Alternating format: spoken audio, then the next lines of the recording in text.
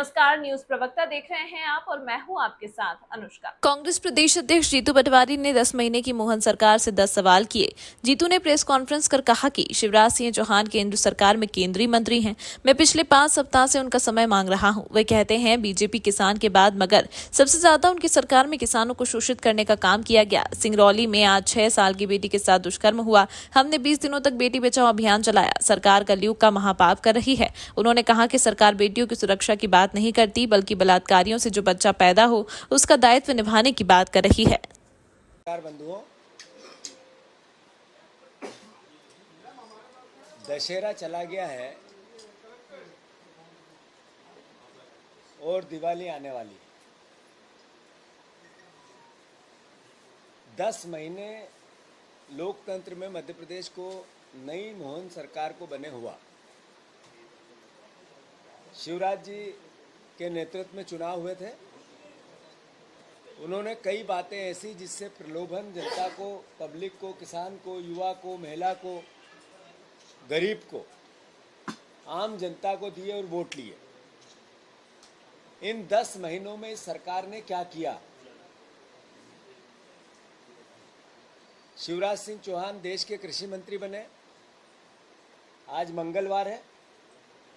मैं पिछले 5 मंगलवार से उनसे समय मांग रहा हूं, इसलिए कि हमारे प्रदेश के, देश के कृषि मंत्री हैं और पूरे देश में हो, चाहे झारखंड हो, चाहे महाराष्ट्र हो, जहाँ हरियाणा हो, जहाँ चुनाव होते हैं वो मध्य प्रदेश की दुहाई देते हैं और बातें करते हैं किसानों के हित और अधिकारों की और कहते हैं मैं किसान का बेटा हूँ।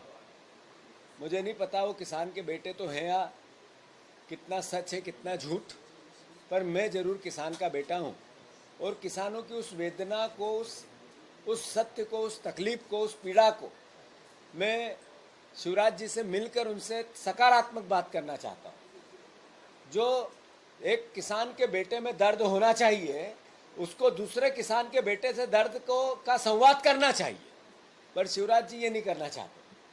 एक मंगलवार को उनके पास समय नहीं था, 2 को नहीं था, 3 को नहीं था, 4 को नहीं था, 5 हो गए।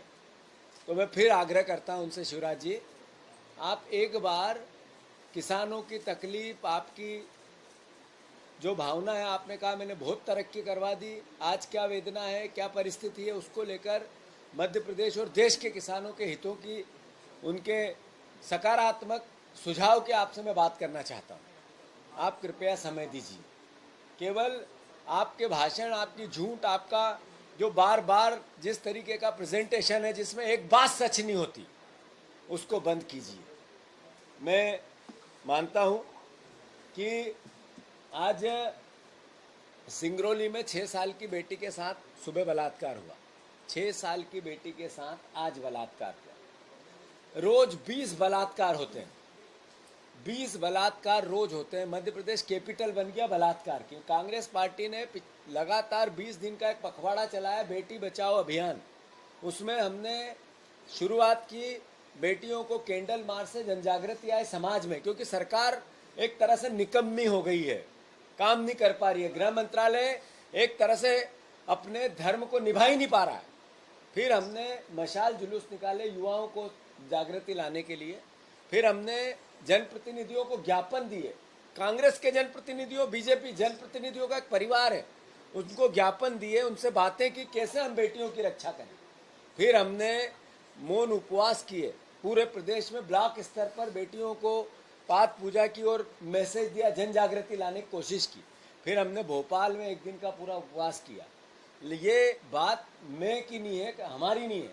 ये जब समाज में जागृति नहीं आएगी तो इस तरह की घटनाएं रुक नहीं सकती, क्योंकि सरकार निकम्मी है। तो मैं मानता हूं कि इस अभियान को लगातार चलाना चाहिए। मुझे हाई कोर्ट, सुप्रीम कोर्ट के निर्णय के बाद सरकार निर्णय ले रही है, पता चला है कि बेटियों को, जिनको बलात्कार होगा और उसको बच्चा पैदा होगी, उसकी रक्षा सरकार करेगी। कैसी सरकार है ये? कैसा कलयुग का महाघोर पाप है ये कि बलात्कार से बच्चे पैदा हो, उसकी बात कर रही है सरकार, पर बलात्कार रुके कैसे, इसकी बात नहीं कर रही है। मोहन सरकार, ये भारतीय जनता पार्टी की ये सरकार बेटियों की सुरक्षा कैसे हो, रक्षा कैसे हो, उसकी बात नहीं करती है।